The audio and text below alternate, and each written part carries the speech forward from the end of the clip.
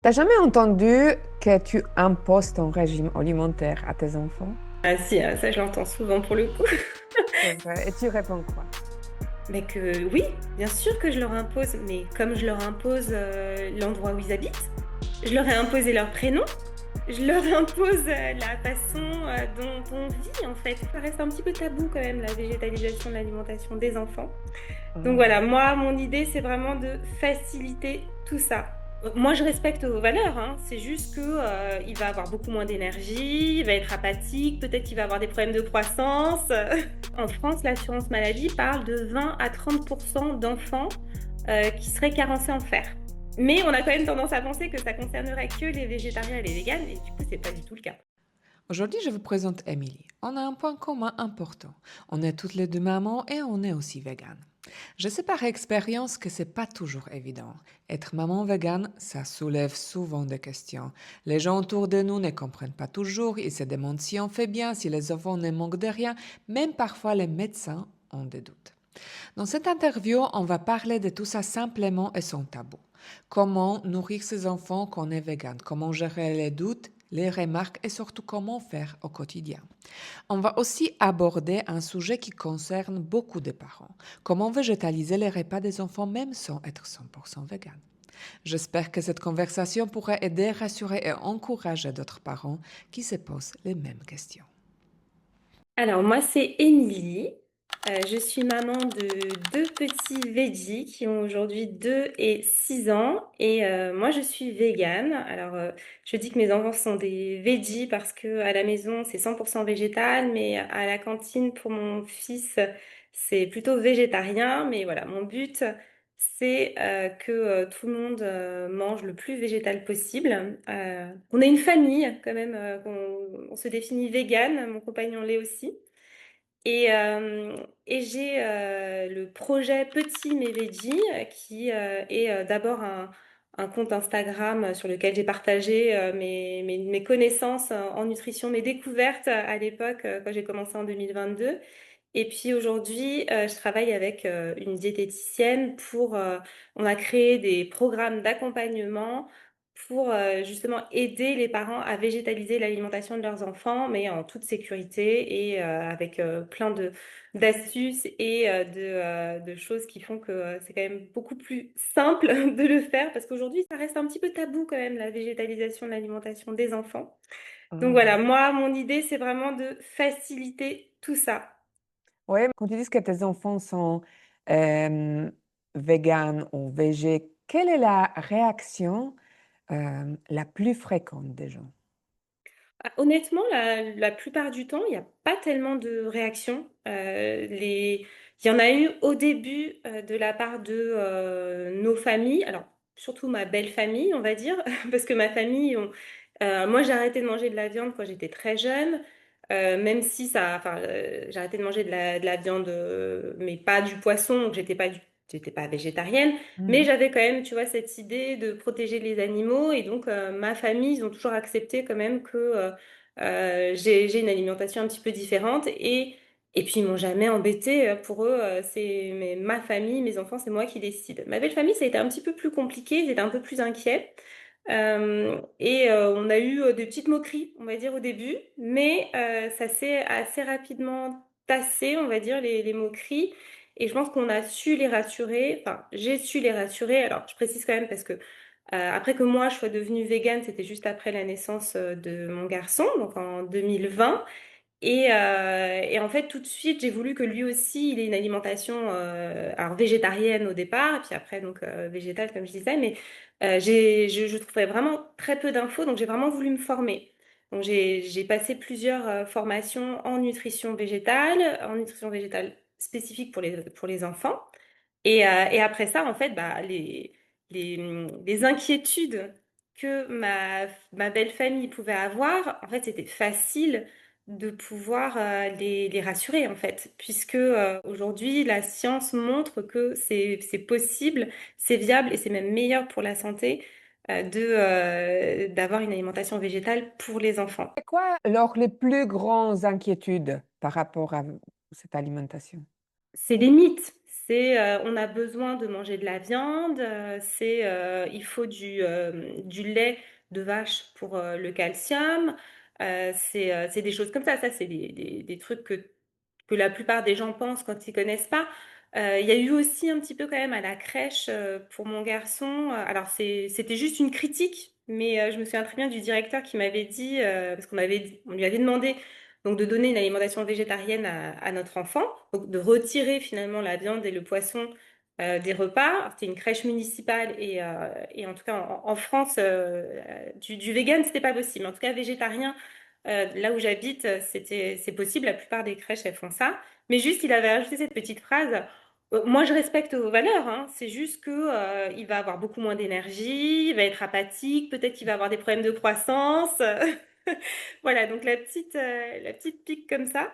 Donc, c'est pas du tout le cas, hein. Ça s'est pas passé comme ça. Et puis après, ça, voilà, il a sorti sa petite pique et puis c'était tout. Euh, sur le, Enfin, je pense qu'il y a des croyances comme ça, mais le fait ensuite de voir que les enfants sont en bonne santé et enfin, typiquement, j'ai une amie qui n'a jamais critiqué, hein, mais je pense qu'elle était sceptique au départ et elle a un enfant qui a exactement le même âge que mon fils. Et ils sont copains, on se voit régulièrement et tout. Et il se trouve que son enfant, il est carencé en fer. Donc, Mm. ils ont 6 ans tous les deux, voilà. Il est carencé en fer depuis un moment quand même. Ils ont du mal à rattraper la carence et il est omnivore, hein. Il est pas du tout vegan, enfin vraiment. Et moi, j'ai fait vérifier plusieurs fois le fer de mon garçon et il est dans le haut de la fourchette des valeurs en ferritine, en fait. Il n'a pas du tout d'anémie. Enfin, ses analyses sanguines sont très bonnes. Et en plus, bah, il est un peu plus grand que son fils à elle, alors que il y a quand même une part génétique et il se trouve que ces amis-là, ils sont beaucoup plus grands que moi et le père de mon fils. Donc, on pourrait se dire, et en fait, voilà, je sais qu'elle était un petit peu sceptique, et en voyant que bah, non seulement mon garçon, il est plein d'énergie, bah, que c'est un petit garçon vivant, puis qu'il est mignon, et puis bon, plein de choses, quoi. Et qu'en plus, bah, de son côté, alors qu'elle a une alimentation, disons, classique, bah, son fils, il est carencé, puis il n'est pas si grand que ça, ben ça l'a fait un petit peu remettre les choses en question. Alors je dis, c'est pas de sa faute à elle, enfin elle fait les choses comme elle peut. Je précise quand même qu'en France, l'assurance maladie parle de 20 à 30% d'enfants qui seraient carencés en fer. Donc la carence en fer, c'est quand même une des carences, enfin c'est la carence la plus présente dans le monde et en France, elle est quand même très présente. Donc c'est une problématique qu'il faut adresser à tous les enfants, d'avoir une alimentation riche en fer et de pouvoir bien l'assimiler. Mais on a quand même tendance à penser que ça concernerait que les végétariens et les véganes, et du coup, c'est pas du tout le cas. Je précise, enfin, on est très loin d'avoir 20 à 30% d'enfants véganes en France, donc clairement, ça touche vraiment les omnivores. Et alors, pour le faire, toi, tu donnes quoi à manger pour que le niveau de fer est comme il faut? On mange beaucoup de légumineuses. On en mange enfin, vraiment les légumineuses, c'est la base de notre alimentation.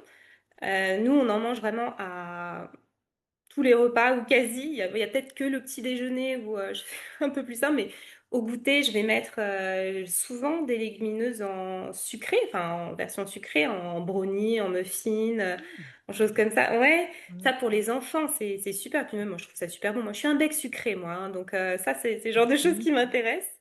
Et puis pour les repas, bien sûr, c'est la base. En fait, pour les enfants, ce qu'il faut voir, c'est vraiment donner une alimentation qui est dense en micronutriments et en énergie. Et les légumineuses font partie des aliments qui sont riches en micronutriments. Les micronutriments qui comptent pour la croissance, ça va être le fer, le calcium, le zinc. Et tout ça, elles sont aussi riches en calories, beaucoup plus que les Mhm. légumes, par exemple. Donc, plutôt que de se centrer sur ce qu'on peut entendre beaucoup sur les légumes, dire aux enfants de manger leurs légumes, ce qui est très bien, hein, je ne dis pas qu'il ne faut pas le faire, mais plutôt se concentrer sur les légumineuses, mais aussi les noix, les oléagineux. Ça, c'est pareil, c'est des aliments qui sont très très très denses en énergie pour le coup. Alors je pense par exemple aux noix de cajou, aux amandes, aux cacahuètes, voilà vraiment toutes les noix, tous les oléagineux, et les graines aussi, les graines de lin, les graines de chia. Et ça, c'est très important parce que c'est riche en lipides, en bonnes graisses. Certains sont riches en oméga 3 et c'est très dense en calories. Et là, pour Mhm. le coup, c'est enfin, la plupart des petits déjeuners de la semaine chez nous, parce que bon, je passe pas tous mes matins à faire des pancakes ou des gaufres ou voilà, à cuisiner, Ah mais c'est bon, tu fais pas alors? je fais le week-end, mais non, pas tous les matins. Mais c'est souvent, du coup, mes enfants mangent souvent du pain avec de la purée de cajou, de la purée d'amande ou de la purée de cacahuètes. Et ça, c'est des repas très simples, mais qui sont denses en énergie et en nutriments. Donc pour les enfants, c'est très important de consommer ce type d'aliments. Et dans les légumineuses, je compte bien sûr bah, toutes les lentilles, les haricots, les pois cassés et compagnie, mais aussi le soja. Le soja, tofu, protéines de soja texturées, voilà, tous ces aliments-là. Toi, tu as commencé à être vegan pendant la grossesse. Alors, tes enfants sont vegan en fait depuis la naissance, c'est ça? Alors, pas tout à fait. Je vais te raconter mon histoire. En fait, moi, j'ai arrêté de manger de la viande, donc je te disais quand j'étais jeune. Ouais. Je continue à manger du poisson. Puis j'ai arrêté vers 30 ans, mais c'était pas du tout pour la condition animale, de manger des produits laitiers et des œufs. En fait, je les digérais plus. Et du coup, j'avais plus que le poisson et les fruits de mer, enfin, pour être honnête, j'adorais ça et je comptais pas arrêter. Sauf que quand je suis tombée enceinte, je savais que les poissons gras que j'adorais, le thon, le saumon, c'était pas bon pour le fœtus à cause des métaux lourds, notamment le mercure et puis d'autres polluants. Donc j'ai voulu arrêter. Et bon, j'ai arrêté. Sauf que j'avais pas une alimentation très équilibrée à l'époque. Pour le coup, je mangeais beaucoup moins de légumineuses. Et j'ai été carencée en fer et anémiée très rapidement. Alors c'est pas, enfin c'est pas classique, mais en tout cas c'est pas rare pour une femme enceinte d'avoir une déficience ou une carence en fer et d'être anémiée. Mais pour le coup, ça arrivait quand même super vite après que j'ai arrêté le poisson, donc j'avais pas des réserves en fer qui devaient être très élevées. Et en fait, je suis allée voir mon médecin qui m'a dit, en fait, alors elle savait pas que je mangeais presque pas de produits animaux, quoi. Elle m'a dit, enfin, en gros, que c'était pas bien et qu'il fallait absolument, impérativement manger de la viande rouge et des abats au moins une fois par semaine quand on attendait un enfant. Elle m'a Hmm. aussi déconseillé de manger du tofu. Alors, j'en mangeais un petit peu à l'époque, enfin, pas énormément, mais elle a dit que c'était dangereux pour le bébé, ce qui est totalement Tofu faux. dangereux pour bébé? Oui, Tofu. elle avait dit surtout si c'est un garçon. Ah, ok. Hmm. Donc vraiment le cliché. Et en fait, sur le coup, moi, donc j'étais enceinte, puis bon, j'étais anémiée, donc j'étais fatiguée. Et j'ai pas, c'était un médecin, donc en fait, j'ai pas remis en question ce qu'elle disait. Et quand elle m'a dit qu'il fallait manger de la viande rouge en plus, c'est enfin, le truc plein de sang, quoi. Je suis rentrée à la maison, j'ai dit ça à mon copain, il était ravi. Alors je lui ai dit, bah, tu vas acheter la viande chez le boucher, au moins, tu vois, enfin, ce que racontent les gens pour essayer de se rassurer.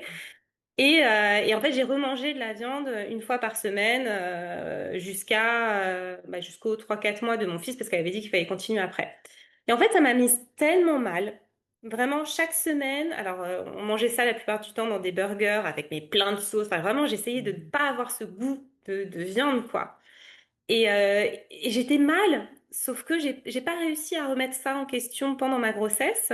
Voilà, j'ai mené ma grossesse. Enfin, voilà, mais je l'ai fait après. Je me suis dit après, mais c'est pas possible. Il y a plein de gens qui sont complètement végétariens, qui sont en très bonne santé. Ça doit être possible pour moi aussi, quoi. Et j'ai commencé à me renseigner. Mhm. Et donc là, mon bébé était né. Et en fait, en me renseignant, je suis tombée sur une vidéo de L214, pas du tout violente ni rien, mais juste une vidéo où on voyait un veau qui venait de naître et qui était arraché à sa mère pour qu'on prenne son lait. Hein, c'est l'industrie laitière. Et alors que je consommais même pas de produits laitiers. Hein. Mais moi qui allaitais mon bébé, mais vraiment, en fait, j'étais en train de l'allaiter, puis ça durait longtemps à l'époque, donc j'étais un peu sur mon téléphone, quoi. Et, euh, et en fait, ça m'a mais tellement bouleversée. En fait, c'est là que j'ai compris tout ce qu'on faisait subir aux Mhm. animaux. Et donc enfin, voilà, je commençais à voir que finalement, on pouvait équilibrer son alimentation. Et donc, dans le même temps, je vois vraiment le revers de tout ce que on nous cache en fait. Et puis bah, je vais plus loin, et puis bah, je me rends compte à quel point c'est horrible ce qu'on fait subir aux animaux, et donc je décide de devenir végane. Vraiment, c'est à ce moment-là, mon bébé était, donc il avait 4 5 mois. Ça allait un petit peu progressivement quand même, le temps que je me renseigne et tout. Mais voilà, donc lui, en fait, non, il n'a pas eu une grossesse, enfin, il n'a pas été végane de A à Z. Par contre, pour ma fille, oui, puisque elle est née donc 3 ans et demi après. Et donc pour elle, bah, j'étais végane, 100% végane depuis 3 ans, quoi. Donc elle a eu, et puis en plus, son papa, lui aussi est devenu végane, puisque tout ça c'était en 2020, quand moi j'ai commencé à transitionner. Et puis en 2021, il y a eu le premier Veganuary. Et là, j'ai proposé à mon copain, bah viens, on essaye. Et j'avais le souhait secret que ça le convainque de devenir végane, et ça a marché. Et Donc, il franchement, n'était pas parce que tu cuisines pas la viande, c'était pas ça. C'est juste il a décidé aussi de vous suivre. oui, exactement. C'est En pas fait, qu'il n'a lui, pas eu le choix, c'est ça? non, non, c'est ça. Je voulais, en fait, à ce moment-là, j'étais quand même très bouleversée, vraiment. Mhm, Alors, j'étais jeune maman aussi, donc je pense que pendant des mois, quand il rentrait, j'étais en pleurs. Je me disais, mais regarde ce qu'on fait aux animaux, c'est mhm, horrible. Mais t'as vu ce qui se passe? Vraiment, je découvrais des choses, mais c'était et lui, il est beaucoup moins sensible que moi, mais ça le touchait beaucoup que moi, je sois touchée. mhm, Et du coup, je lui avais demandé quand même de plus acheter de la viande à la maison. Ça, c'était, enfin, mhm, je voulais plus en voir et tout, mais il continuait à manger du fromage, des produits laitiers, puis il en mangeait à l'extérieur, bien sûr. mhm, Et de faire le Veganuary, pour moi, c'était un peu lui montrer, bah, tu vois, on peut cuisiner 100% végétal, et puis c'est un mois, t'as qu'à essayer, quoi. Et en fait, on a regardé, enfin, on a réappris à cuisiner ensemble aussi à ce moment-là. Et puis, on a regardé des films parce que, en fait, on reçoit des mails dans le Veganuary, puis on voit enfin, on peut aller regarder donc des films, il y a des livres. Et ça l'a convaincu aussi, en fait. Il s'est rendu compte qu'on n'avait pas besoin de manger de la viande. Et puis, tout en mangeant végétal pendant un mois, il a perdu du poids parce que lui, il avait fait la mhm, couvade. Il avait pris plus de poids que moi pendant ma grossesse. Et du coup, bah, c'était bien parce que il a perdu quand même pas mal de poids. Il se sentait mieux. Il était, enfin, vraiment, ça l'a convaincu pour sa santé que c'était mhm. mieux. Et lui, après, c'était plus le côté environnement et le côté, c'est pas juste, c'est pas moral ce qu'on fait. Ouais. Mhm, Lui, ça le touchait pas, ça le touche pas tellement de savoir à quel point les animaux souffrent, hein. Alors que moi, mhm, vraiment, c'est ça qui me fait, c'est ça mon driver. Que lui, c'est de se dire, bah non, c'est pas normal nous en tant qu'êtres humains qui sommes supérieurs de profiter autant, d'assouvir autant les mhm, animaux. Et en plus, bah c'est mauvais pour l'environnement. Et en plus, on est en meilleure santé quand on mange végétal. Donc vraiment, c'est tout ça pour lui, ça a fait 1 plus 1 plus 1, bah mhm, allez, on est vegan quoi. mhm.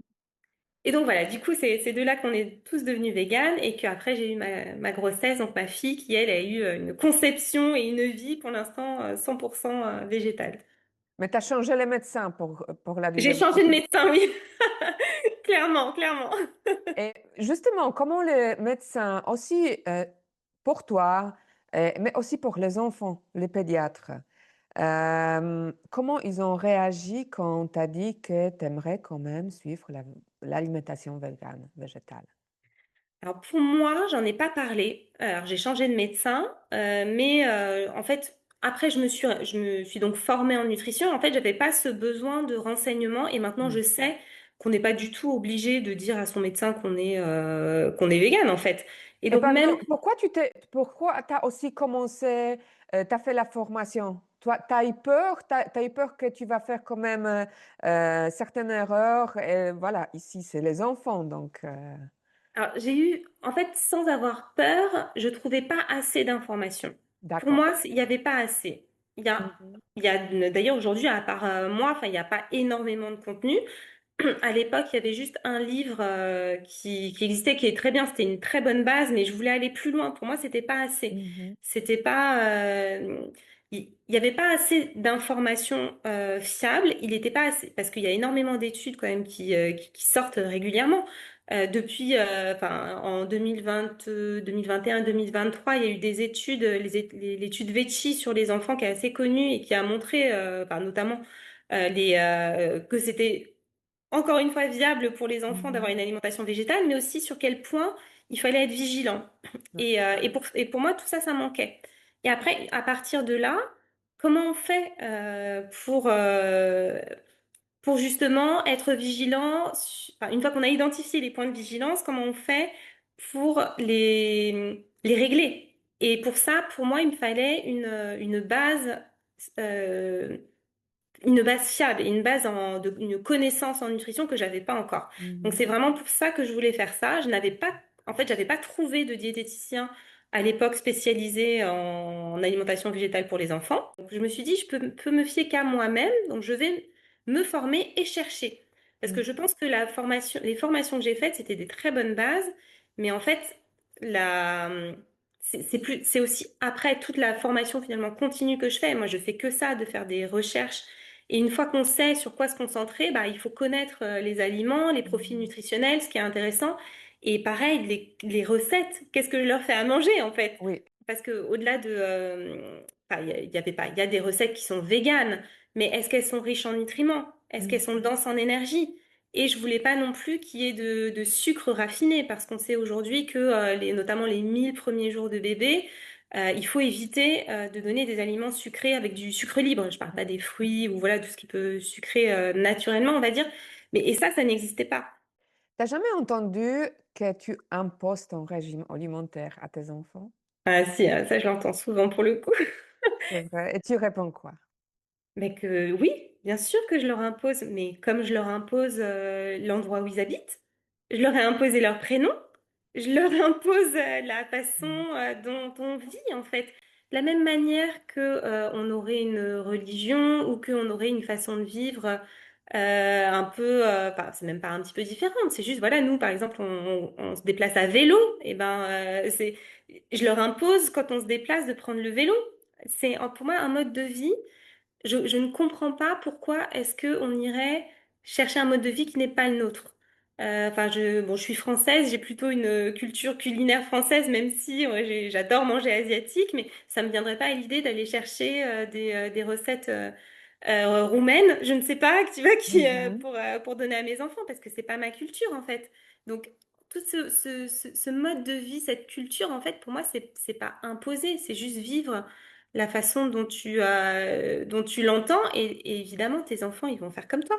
Enfin, il n'y a aucun sens à faire différemment parce que c'est des enfants. Mhm.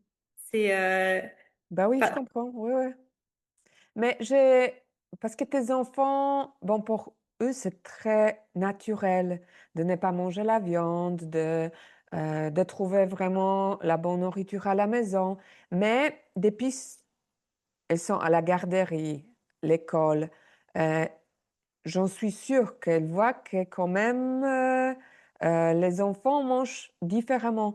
Ils ont commencé de poser les questions, pourquoi en fait on mange différemment. ma fille, elle a 2 ans et demi. Et alors, il y a un petit point sur ma fille, c'est qu'elle est allergique au blé. Donc, pour elle, c'est pour ça aussi qu'elle mange 100% végétal, même à la crèche. C'est que elle peut pas manger de blé, donc c'est moi qui lui prépare les repas. Donc, elle, c'est un petit peu Mm. différent parce que elle a, en plus de pas manger de viande, elle mange pas de produits à base de blé. Et il y en a quand même Mhm. un paquet. Donc, mais elle a 2 ans et demi, donc elle n'a pas encore commencé à poser les questions, à poser des mots là-dessus, mais elle voit bien que c'est différent. Donc on lui a expliqué qu'elle mangeait différemment parce qu'elle pouvait pas digérer le blé.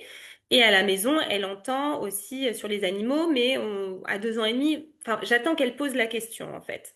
On lui a Mhm. bien expliqué pourquoi elle avait un plat à part. Donc là, c'est vraiment essentiellement pour le blé. Et mon fils, lui, il a commencé à poser des questions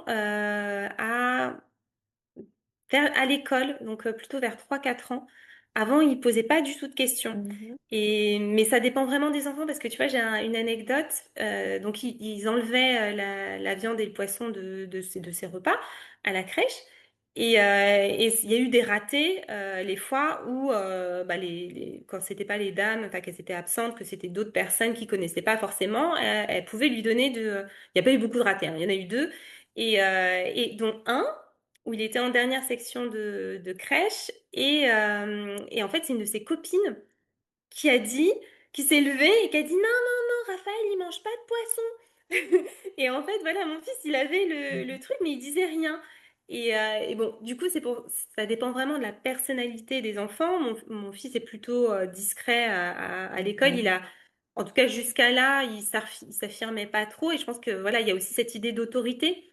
Et ça mène aussi à un point, c'est que jusqu'à un certain âge, on considère que justement la cantine impose des aliments à partir du moment où on les met dans l'assiette de l'enfant. Et ça, c'est pas légal. Mhm. Ça, ils sont pas censés le faire. Et parce que bah voilà, mon garçon qui avait donc 3 ans à ce moment-là, il a un truc dans l'assiette, c'est une autorité qu'il lui donne. En fait, bah il va avoir plutôt tendance à manger et à pas dire quelque chose. Mais après, il y a certains Mhm. enfants qui eux ont une personnalité Ouais. plus affirmée, je dirais, Mhm. et qui le diront. Donc voilà, sa copine avait dit à ce moment-là. Et lui, c'est plutôt vers 3 4 ans où il a commencé à.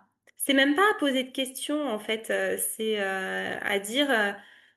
En fait, c'est parce que nous, à la maison, on voulait pas qu'ils confondent certains simili-carnés, parce que ça nous arrive. Alors, on mange par exemple, du jambon la vie, qui est du jambon végétal, et je voulais pas qu'ils pensent que c'était du jambon normal. Donc, on a Mhm. toujours dit, c'est du jambon végétal qui fait pas de Mhm. mal aux animaux.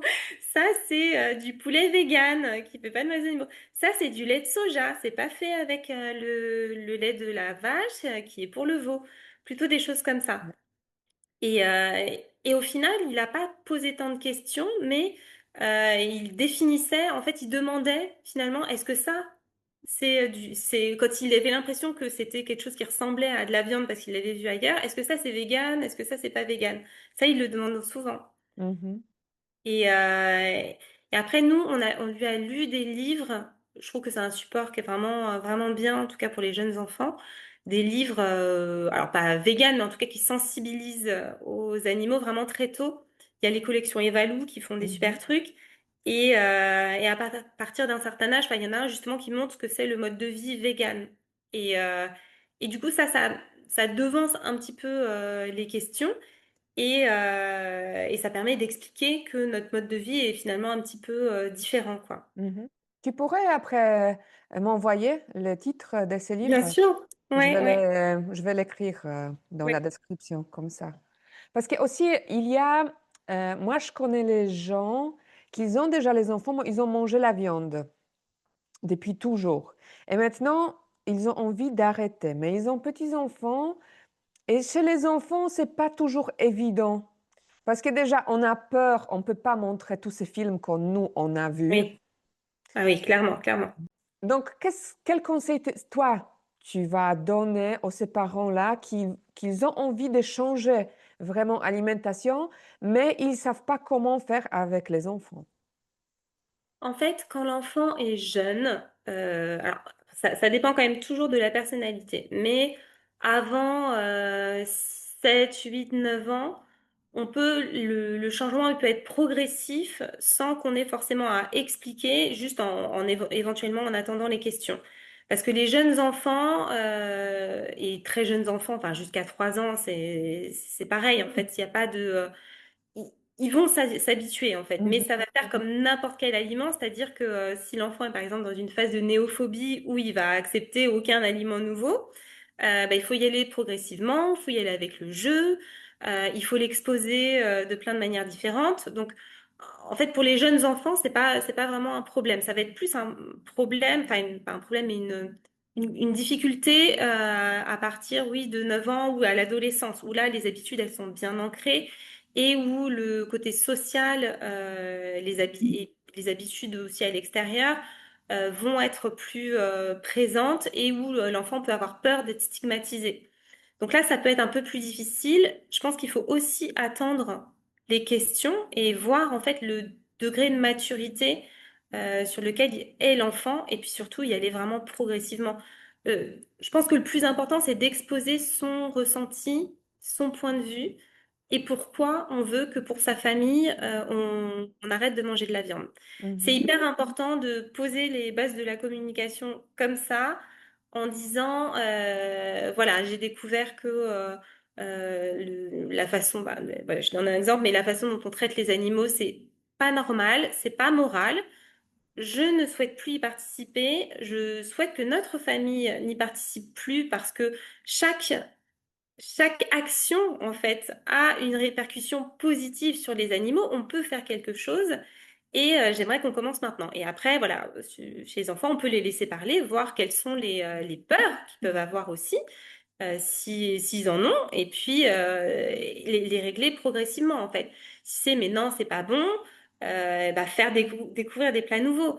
Parce que donc, ce dont on se rend pas compte, c'est quand on transitionne, c'est qu'il y a plein de trucs trop bons, sauf qu'on le sait pas. Oui, c'est Euh, vrai. c'est ça. Donc, en fait, après, il y a deux écoles. Soit on se dit, bah, on cuisine des trucs totalement nouveaux et puis bah, on va découvrir des nouvelles choses. Ça dépend Mhm. vraiment de la personnalité des gens, hein. Soit on se dit, bah, on va faire pareil, mais juste, on va retirer ou remplacer. Et Mhm. ça va nous diriger plutôt vers des simili-carnés comme ça.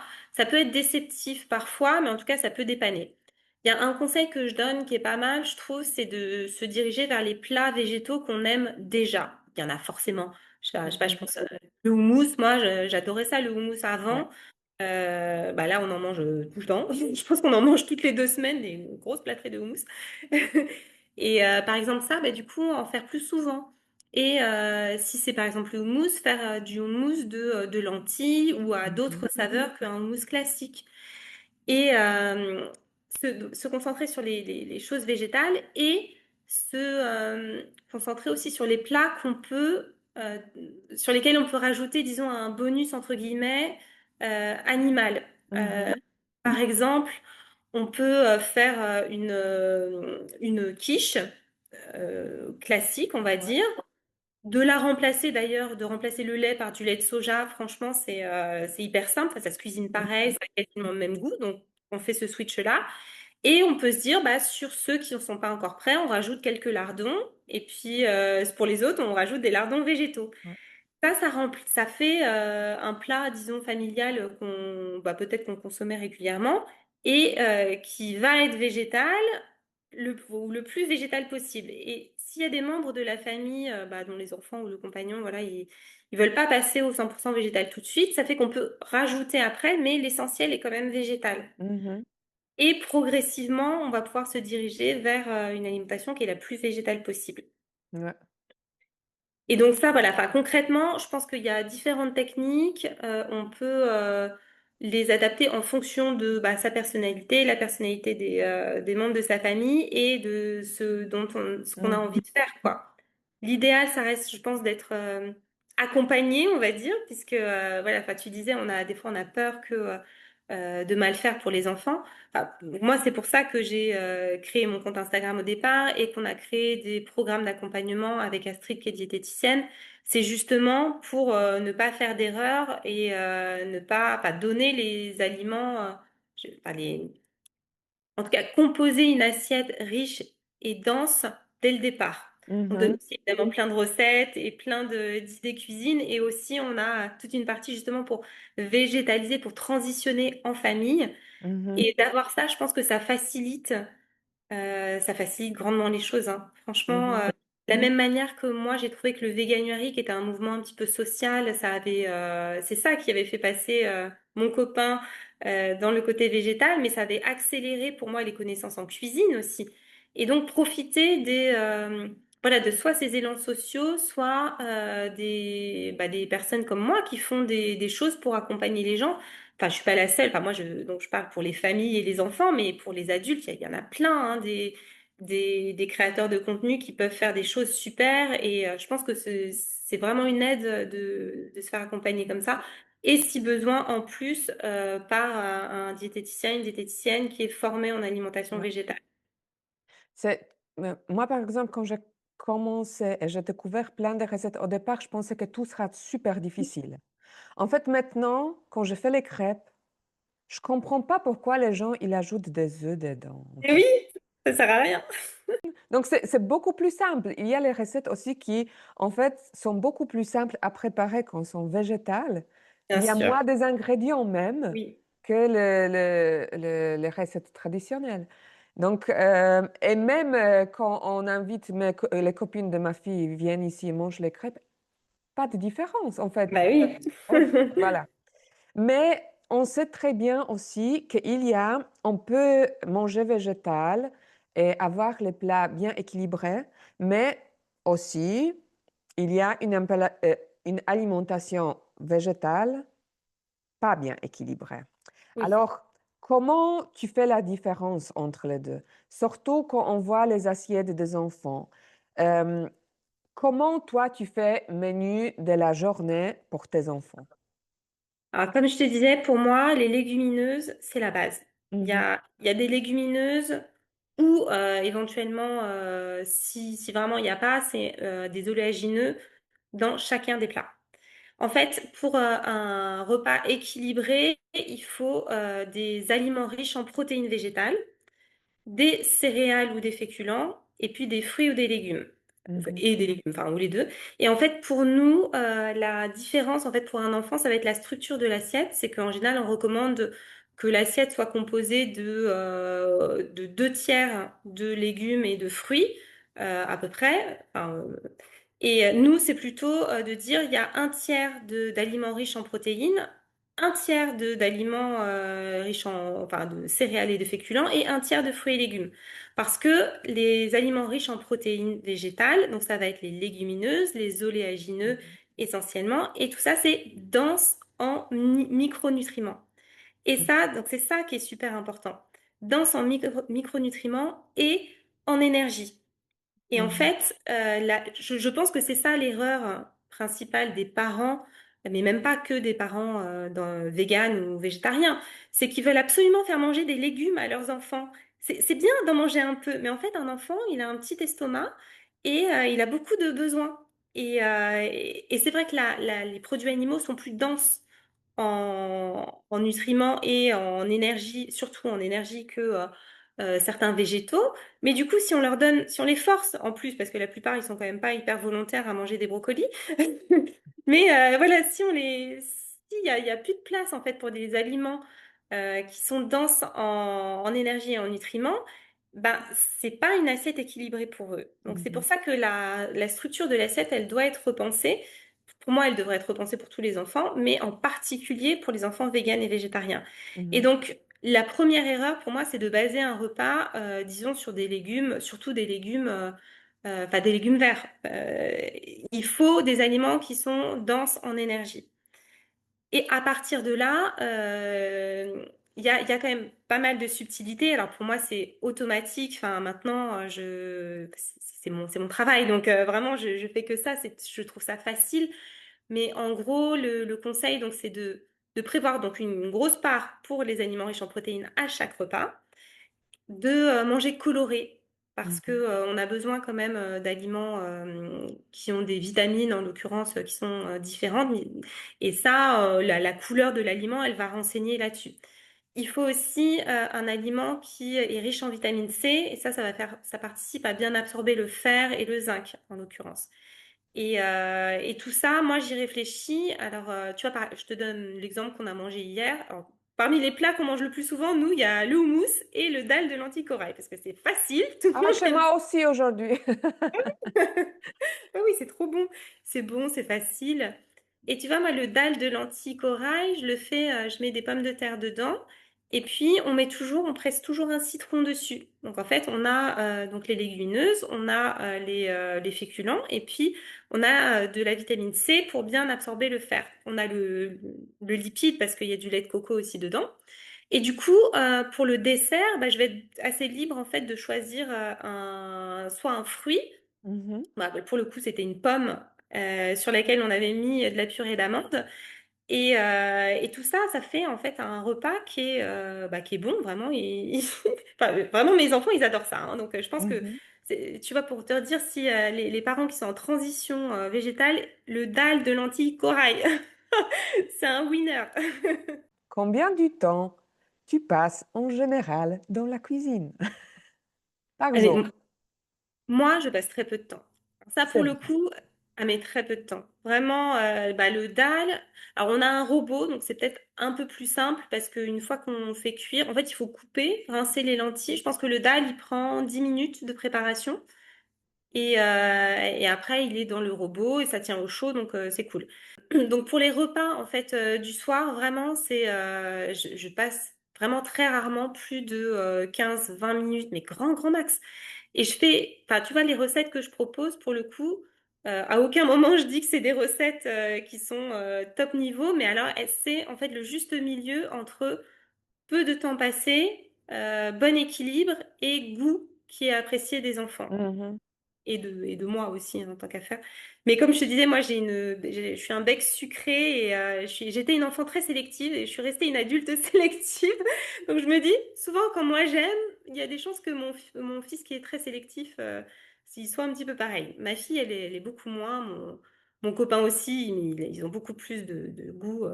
Voilà. Mais il y a, enfin voilà, je pense qu'il y a des plats en fait qui sont relativement simples et puis il y a des structures de plats. Par exemple, on va manger beaucoup de pâtes aussi, mais on va faire des sauces avec Mhm. et des sauces avec des légumes et typiquement des oléagineux comme de la cajou.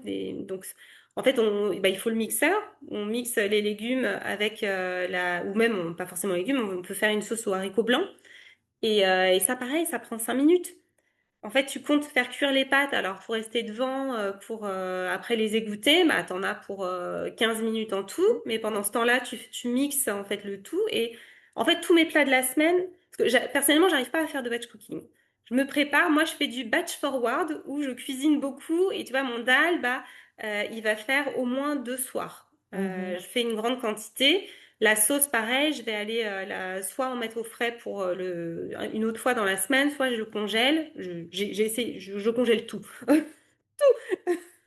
Des fois, ça marche moins bien, mais j'ai tout essayé en tout cas. Donc, c'est une façon pratique de s'organiser, de faire plutôt en grande quantité. Et après, parfois, quand même, c'est le week-end où je passe plus de temps là sur les goûters. C'est ça, je Mhm. pense, qui me prend le plus de temps parce que je fais tous les goûters maison. Euh, et ça, bah, pour le coup, c'est plus une organisation parce que c'est évidemment mieux de pas donner le même goûter tous les jours, hein, tant qu'à faire. Mais pareil, en fait, en faisant plus et en mettant en congèle, j'ai toujours des muffins au congélateur. Donc, quand j'ai pas eu le temps de faire suffisamment un dimanche, je ressors un muffin que j'avais fait pour du congélateur et ça fait le goûter. Et donc pour le goûter, mais c'est pareil, les recettes sont assez rapides, mais c'est qu'en général j'en fais deux. Donc je pense que j'y passe 1 heure le week-end à faire les goûters de la semaine, et enfin Mhm. les goûters du week-end plus de la semaine. D'accord. Ok. Mais voilà, en gros vraiment mon truc c'est d'être efficace en cuisine. Je déteste ne pas être efficace. Enfin, vraiment, parfois c'est mon copain lui il aime bien cuisiner et il aime bien faire des recettes longues Mhm. qui mijotent ou qui font. Enfin voilà, ça il aime bien et ça pour le coup, il fait pas souvent, mais enfin c'est lui qui fait ce genre de truc. Mhm. Quel message aimerais-tu faire passer aux parents qu'ils ont peur de nourrir leur enfant sans viande? Alors, il y a plein d'études qui montrent que c'est possible, c'est viable pour les enfants et même à tout âge de la vie. Alors déjà, on va repartir en fait des positions scientifiques. Parce que moi, je trouve que c'est pas mal pour convaincre, et puis après, je raconterai un petit peu ma vie, hein, mais l'Académie de nutrition américaine se positionne depuis 2016 pour dire qu'on peut être végétalien ou végétarien, hein, a fortiori, à tout âge de la vie. Ça compte pendant la grossesse, pendant l'allaitement, pendant la petite enfance, toute la croissance, quand on est sportif et quand on est senior. À condition qu'on ait une alimentation qui soit bien planifiée. Et ça, c'est tout ce qu'on disait avant, c'est-à-dire que en fonction de l'âge et de la situation, il y a quand même des choses différentes à prévoir. Et il y a une supplémentation à prévoir. Je vais revenir après sur la supplémentation, mais en gros, l'alimentation bien planifiée, pour résumer, pour les enfants, c'est une alimentation qui est dense en énergie et en nutriments. Mhm. C'est vraiment ça qui est important. Enfin voilà, il y a plein de choses il y aurait plein de choses à dire. Enfin, vraiment, on en a fait un programme qui dure 6 heures, hein, donc tu vois. Ah oui, ah d'accord. Ok, alors on Nos va programmes mettre le d'accompagnement, lien. ils Ouais. sont costauds, hein, mais ouais, ouais, il y a beaucoup de choses à dire, mais une fois que on a compris ces bases-là, en fait, voilà, c'est vraiment des nouvelles habitudes à Mhm. prendre. Des nouvelles habitudes à prendre qui sont simples, c'est juste des nouvelles habitudes. Il y a une étude qui est sortie, une méta-analyse qui est sortie fin 2025, qui a été faite sur à peu près 50 000 enfants et qui montre aussi, donc c'est une grosse Ah bah méta-analyse, oui, c'est hein, grand, ouais, ouais. Mhm. c'est sur plusieurs années, mais ça montre que une alimentation végétale est viable et en plus qu'elle peut être bénéfique pour les enfants, notamment parce que on remarque que les enfants végétaliens, ils ont un profil cardiovasculaire qui est meilleur que les omnivores. Et ça s'explique parce que les aliments d'origine animale ont beaucoup de graisses saturées, ce qui n'est Mhm. pas le cas pour la plupart des végétaux. Et en fait, c'est important parce que aujourd'hui, les maladies cardiaques, je crois que c'est la deuxième cause de décès en France, alors chez les adultes, hein, bien sûr, mais le terrain, en fait, se construit dès l'enfance. Et aujourd'hui, alors je sais plus, j'ai pas préparé ces chiffres, je ne sais plus combien d'enfants obèses on a en France, mais on sait qu'il y en a de plus en plus. Ouais. Et le végétarisme et le végétalisme, en fait, c'est un facteur protecteur. On sait que les enfants véganes, ils vont avoir beaucoup moins de chances d'être obèses, de développer une maladie inflammatoire comme le diabète de type 2. Et tout ça, c'est pour moi des dangers, en fait, aujourd'hui, auxquels les parents devraient faire attention. Parce que on est dans une société de surconsommation. Et on ne meurt pas chez nous de nos carences. On meurt de nos excès. Donc, une fois qu'on sait sur quel point il faut être vigilant pour les enfants, et donc que la carence est écartée, alors là, on a vraiment un boulevard pour justement donner une meilleure santé à nos enfants. Et en plus, au passage, protéger les animaux et Mhm. l'environnement. Donc, il y a le message que je voudrais dire aux parents, c'est regardez sur mon site internet, sur mes réseaux sociaux, suivez nos programmes, vous aurez toutes les clés pour que ce soit simple, que ce soit évident pour vous, de la même façon que ça l'est pour moi.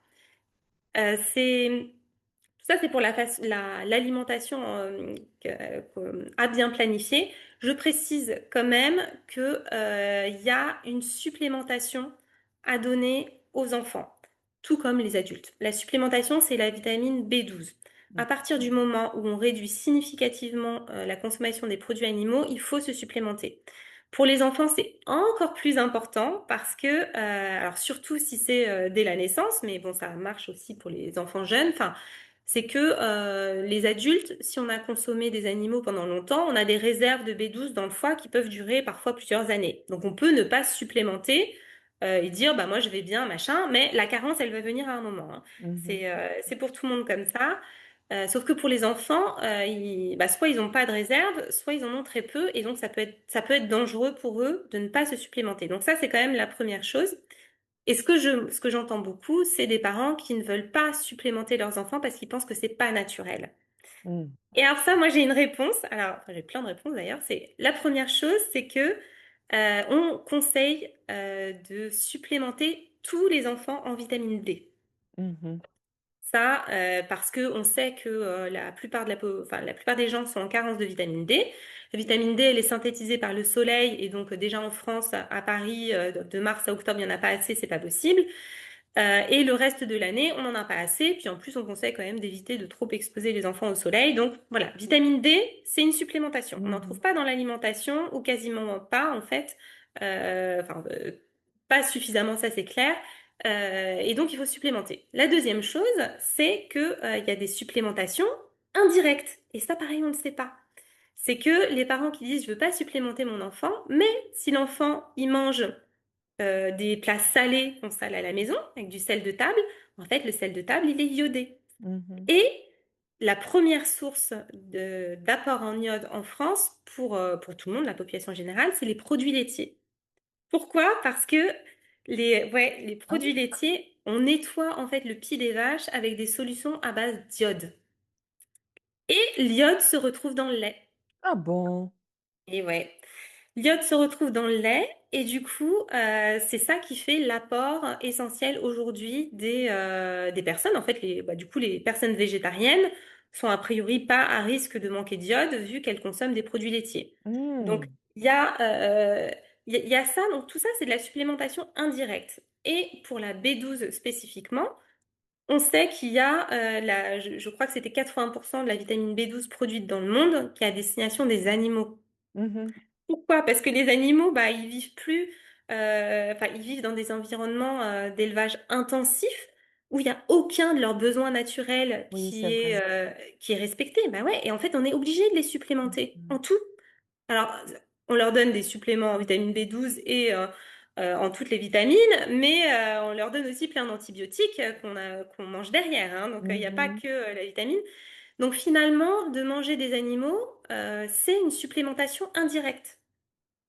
Alors, la réponse que je dis du coup aux parents qui ont peur de ça, c'est vu que finalement en consommant des animaux ou des produits laitiers ou même du sel, on se supplémente indirectement et que en écoutant les recommandations sanitaires de prendre de la vitamine D en supplément, pourquoi est-ce qu'on ne prendrait pas certains suppléments directement?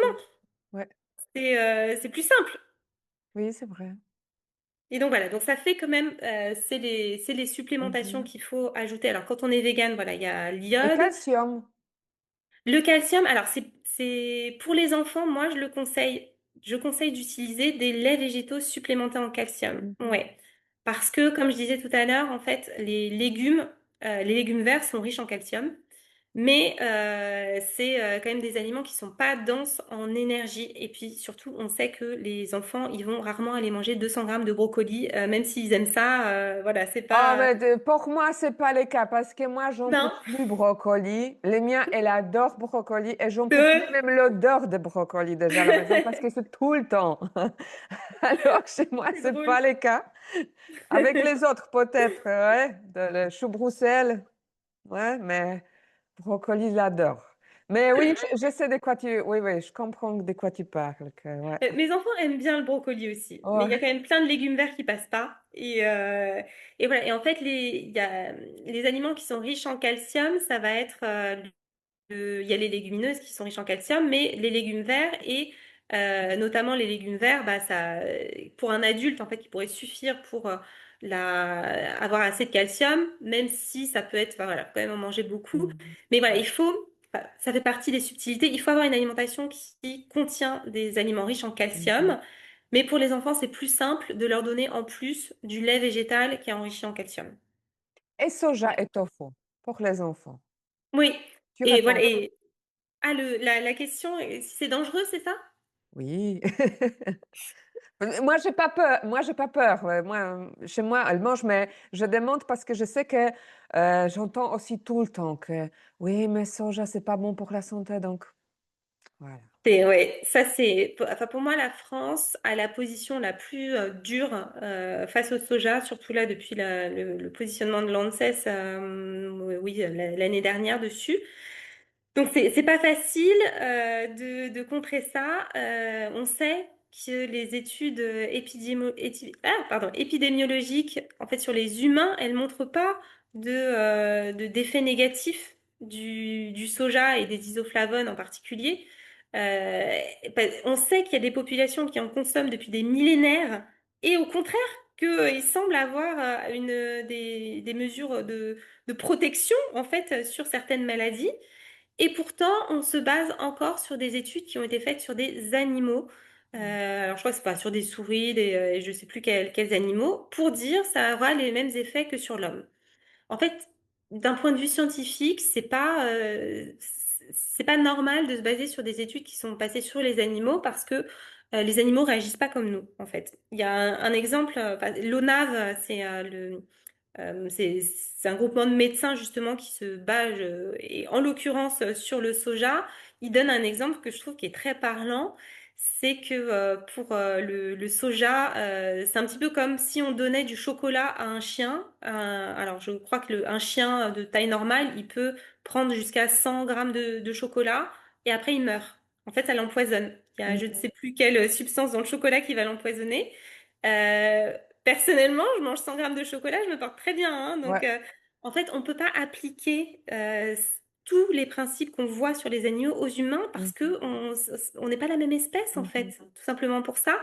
Et donc, à partir de ce constat-là, si une expérience sur des animaux, ça peut vouloir dire, bah, il faut enquêter un peu plus sur les humains, parce que enfin, je pense pas que ce soit d'ailleurs une bonne idée, hein, mais euh, il faut aller voir les effets que ça fait sur les humains. Et là, il y a aucun consensus pour dire qu'il y a des effets négatifs.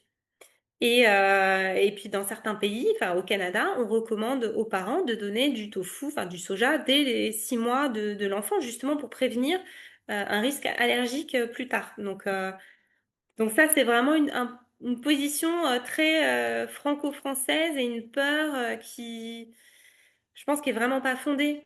Et je sais pas, enfin, si on s'adressait à une population asiatique, pour moi, enfin, ils se Ouais. diraient, mais Enfin, de quoi, quel est le problème avec le soja, quoi? Évidemment, il n'y Mmh. a pas de problème. Mmh. Alors, si on cherche les recettes, on peut aussi les trouver sur ta site? Oui, ouais, ouais, il y a pas Les mal de recettes recettes. sur mon site Les et recettes, les conseils, quoi d'autre? bah, moi, je partage des, ouais, des astuces de parents, on va dire, pour gagner du temps et faire. Parce qu'il y a tout un moment aussi, donc avec les enfants, je te disais tout à l'heure que mon fils était sélectif. Et ça, par contre, c'est une inquiétude alors qui, pour le coup, peut être fondée, mais comme chez tous les parents. Il y a des enfants sélectifs qui peuvent Mmh. vraiment manger très peu et surtout des aliments, pas toujours les mêmes. Ils vont manger que du riz blanc, que des yaourts, que des choses donc qui vont avoir une densité nutritionnelle qui n'est pas assez variée et élevée. Donc ça peut être une inquiétude et je partage aussi voilà, des conseils à ce propos-là. Enfin, dans notre programme, on a tout un module sur la sélectivité. Déjà, comment la comprendre, parce que il y a un aspect un peu génétique à la, pas la sélectivité, la néophobie, le fait d'avoir peur des nouveaux aliments, qui fait qu'en fait, ça protège les Mmh. enfants. Enfin, en général, ils commencent à être, à avoir à avoir peur des nouveaux aliments vers 18 mois ou vers 2 ans. Et en fait, c'est le moment où ils sont assez autonomes et où dans la nature, probablement qu'ils seraient allés piocher la petite baie rouge qu'il fallait pas. Et en fait, ça protège les enfants de manger des aliments qui sont pas, qui seraient pas bons pour eux. Mmh. Mais cette phase-là, elle passe. La plupart des enfants la traversent, mais elle passe. Et chez certains, en fait, elle reste et ça peut durer très longtemps. Donc, Mmh. c'est le cas pour mon garçon qui commence à peine à en sortir, mais voilà, lui, c'était vraiment très poussé et il y a une part héréditaire. Je disais, moi, j'étais très sélective, enfant, je le suis toujours. Les chiens font pas des chats. Et en fait, de comprendre en fait d'où ça vient Mmh. et de pouvoir appliquer des. Voilà, on a plein de conseils justement pour encore plus donner des aliments qui sont denses en énergie et qui sont acceptés. Tu vois, par exemple, les smoothies. La plupart des enfants sélectifs, ils aiment bien parce qu'un smoothie avec des fruits, c'est sucré, c'est doux, c'est liquide. Mmh. Tu vois, ils vont aimer. Alors, ça peut être d'autres choses. Tu vois, certains, ils vont adorer les sauces et d'autres, il faut surtout pas mettre de sauce.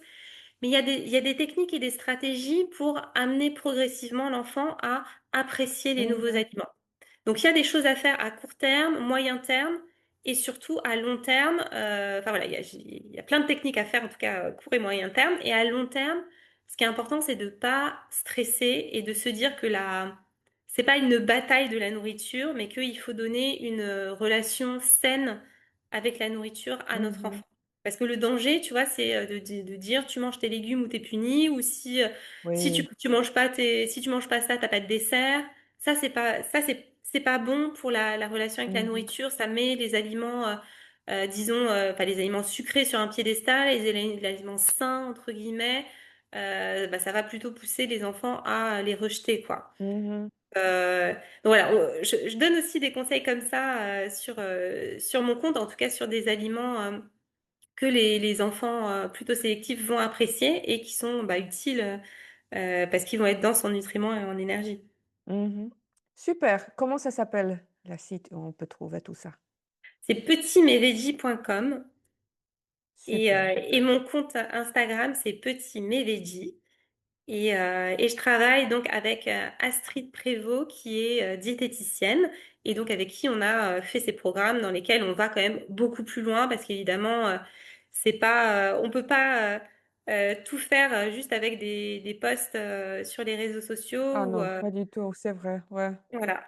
Tu vois, dans nos programmes, on propose des accompagnements. On a fait par exemple un atelier hier sur la supplémentation, justement à avoir bah, pendant l'enfance, mais aussi pendant la Mmh. grossesse, parce que bah, comme je disais, en fait, il y a, en fonction de l'âge et de la situation, il y a des focus qui vont être différents. Et voilà, on travaille sur tous ces sujets-là pour vraiment aider les parents, mais à 360. Mmh. Et sur le côté pratique et sur le côté nutritionnel et après aussi sur le côté social pour les aider bah, à faire accepter avec leur entourage, leur médecin. Si, d'ailleurs, ils sont pas obligés d'en parler à leur médecin, mais en tout cas, s'ils le souhaitent. Et voilà, c'est vraiment pour que ce soit plus simple pour tout le monde, quoi. Mhm. Super. Merci beaucoup, Émilie. Ben, Émilie Jolie. oui, ça fait longtemps que j'ai pas C'est entendu cette chanson. l'histoire préférée de mes filles, hein. Merci, c'est gentil.